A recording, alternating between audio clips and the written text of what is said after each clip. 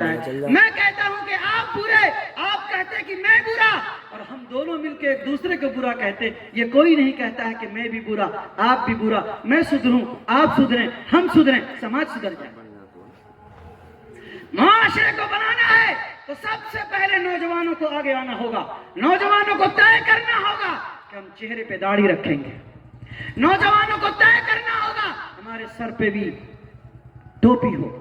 نوجوانوں کو طے کرنا ہوگا میری روزی حلال ہوگی. نوجوانوں کو طے کرنا ہوگا ہم رشوت نہیں کھائیں گے، ہم سود نہیں کھائیں گے، ہم جھوٹ نہیں بولیں گے، ہم حق و صداقت، عدل و انصاف اور ایثار و قربانی کا پیکر بن کے زندگی گزارنے کی کوشش کریں گے. بیٹیوں کی طرفدار اور بیٹیوں کے وفادار بن کے سنت کے مطابق نکاح کے رواج کو عام دیں گے. آپ کے منگیر میں، کھڑگپور میں کتنی، ہمارے یہاں سے کتنی باراتیں آتی ہیں، آپ کے یہاں سے بھی ہمارے علاقے میں باراتیں جاتی ہیں. 50 گاڑیوں کی قطاریں جاتی ہیں منگیر اور ارریہ کے درمیان کی طویل کے سفر کر کے. آپ بتائیے یہ گاڑیاں، یہ قطار، یہ روپے، یہ پیسے، یہ مانگ اور مطالبہ، ایمانداری کے ساتھ بولی، اس کو بند ہونا چاہیے کہ نہیں ہونا چاہیے؟ ہاتھ اٹھائیے. بند ہونا چاہیے، بند ہونا چاہیے. روپیہ پیسے کے مانگ مطالبے کو بند ہونا چاہیے. کون بند کرے گا؟ کون بند کرے گا؟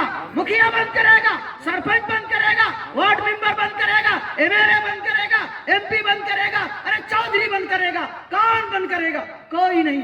میں بند کروں، آپ بند کریں، سب بند ہو جائے. میں بند کروں، آپ بند کریں. میں جہاں کھڑا ہوں میں جگہ کو لے لوں، آپ جہاں بیٹھے ہیں آپ اپنی جگہ پہ کھڑے ہو جائیں. خدا کی قسم قوم میں تبدیلی آئے گی، معاشرے میں تبدیلی آ جائے گی. صالح ایسا انقلاب آئے گا، علم دین اور ایمان و اسلام کی خوشبو سے میرا معاشرہ معطر ہو جائے. اے سماج کے لوگوں، طے کرو نوجوانوں، بیٹیوں کو اب ذلیل نہیں ہونے دیں گے، اب مرتد نہیں ہونے دیں گے. ابھی آپ کے درمیان آ رہا ہوں، اس ایک ہفتے کے اندر ایک عورت میرے پاس آئی جس کی پہلی بیٹی بھاگ گئی، غلط جگہ رشتہ کر لیا، جس کی دوسری بیٹی بھاگ گئی، غیر لے کے کہاں چلا گیا، تیسری بیٹی بھاگی اور تیسری کا ابھی تک پتہ نہیں ہے. یہ اس ہفتے کی خبر میں آپ کو بتا. وہ ماں آئی میرے پاس، اللہ الصمد. باپ کا چہرہ دیکھا تو سر جھکا ہوا ہے، ایسے لگتا ہے کہ اس کے اوپر عمر قید کا کوئی مقدمہ تھا اور عمر قید کی سزا ہو گئی ہے، مجرم بنا ہوا ہے. باپ کے سر کو کس نے جھکایا؟ ماں کے سر کو کس نے جھکایا؟ میری اور آپ کی اولاد نے جھکایا. اولاد کو تیار کرو. کتنے کام کرنے ہیں آپ کو؟ جہیز کو اگر روکنا ہے، ارتداد کو اگر روکنا ہے تو 4 کام کر لو. میرے خیال سے یہاں بڑے بڑے علماء بیٹھے ہیں، میں تو ایک طالب علم ہوں. نمبر 1، اپنے بیٹوں اور اپنی بیٹیوں کو بنیادی دینی اسلامی ایمانی تعلیم دلواؤ. پہلا کام کرو کہ گھر گھر، مسجد مسجد، مدرسے مدرسے، نکڑ نکڑ دینی تعلیم، قرآنی تعلیم، بنیادی تعلیم، اسلامی تعلیم، اسلامی عقیدے کے لحاظ سے ہم اب اپنے بچے کو تیار کریں گے.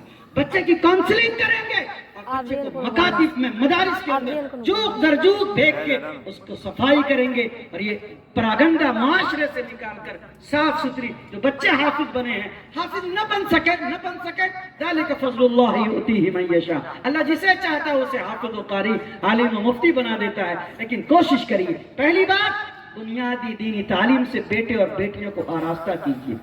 دوسری بات یہ ہے کہ غربت کے خاتمے کے لیے کوشش کیجیے. گھر میں بیٹھ کے حرام پیسے لانے کی کوشش مت کیجیے. چوری کے، اچکے کے، رشوت کے، بے ایمانی کے، ستا کے، رولا کے، تڑپا کے، دوسروں کو ستا کے 2 پیسے نہیں 2 لاکھ روپے کے مقابلے میں سوکھی روٹی کھا کے زندگی بسر کر لے.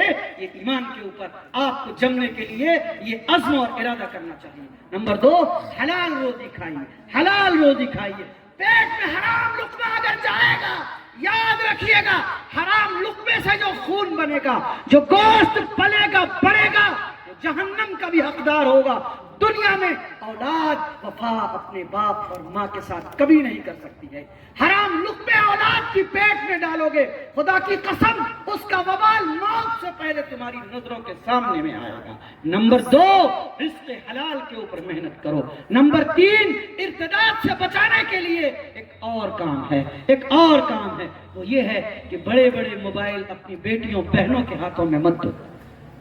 ضرورت کی چیز ہے موبائل، ضرورت کی حد تک استعمال کرنا سب کے لیے مفید ہے، مؤثر ہے، لیکن اگر یہی ضرورت سے آگے نکل جائے، رات رات بھر ہماری بیٹیاں چیٹنگ کرتی، ہمارے بیٹے چیٹنگ کرتے، سڑک کے کنارے بیٹھ کے 12 بجے 1 بجے رات کو 4 نوجوان موبائل لے کر کے فلم دیکھتا، گانے دیکھتا، چیٹنگ کرتا، فلاں کو گرل فرینڈ ہے، فلاں کو بوائے فرینڈ ہے۔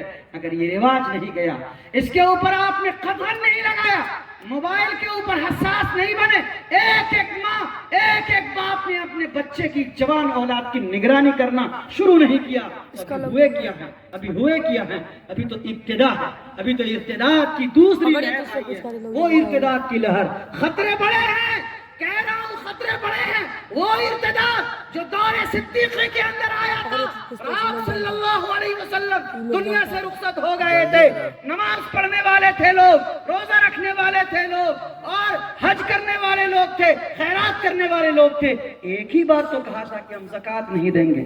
حضرت ابو بکر صدیق رضی اللہ عنہ امیر المومنین کھڑے ہو گئے تھے، کہا تھا کہ ایسا کیسے ہو سکتا تھا، نبی کے زمانے میں ایک رسی بھی کوئی زکوٰۃ میں دیتا تھا، ابو بکر اس سے لے گا اور بزور طاقت لے گا اور اسے دینا پڑے گا، دین میں تبدیلی ہو جائے، ابو بکر زندہ رہے، یہ ناممکن ہے۔ ہے کوئی یہاں ابو بکر، ہے کوئی ابو بکر جو یہ کہے کہ میرے سماج میں، میرے گاؤں میں، میری فیملی میں، میرے گھر میں، میرے آنگن میں، میرے محلے میں، میرے پڑوس میں، میرے سرکل میں، میرے مدرسے میں، میرے اسکول میں، میرے احباب میں، دوست و یار میں، رشتہ دار میں، جہاں کہیں بھی ہے، میں ابو بکر بن کر کے غیروں کے ہاتھوں کے مقابلے میں اپنوں کے ہاتھوں جو دین کی رسوائی ہو رہی ہے ہم مقابلہ کریں گے۔ ہیں آپ ہیں ابو بکر بنیں گے؟ ہاتھ اٹھائیے، ہیں تیار ہے؟ ابو بکر بنیے، عمر فاروق بنیے، عثمان بن عفان بنیے، علی بن ابی طالب بنیے، علماء دیوبند کا ترجمان بنیے، اکابرین و اسلاف کے نمونہ بنیے۔ زندگی گزارنا چاہتے ہیں، چند روزہ زندگی ہے، بے وقوف بن کے، نادان بن کے، اچک بن کے، گنوار بن کے، دوسروں کے تانے سن کر کے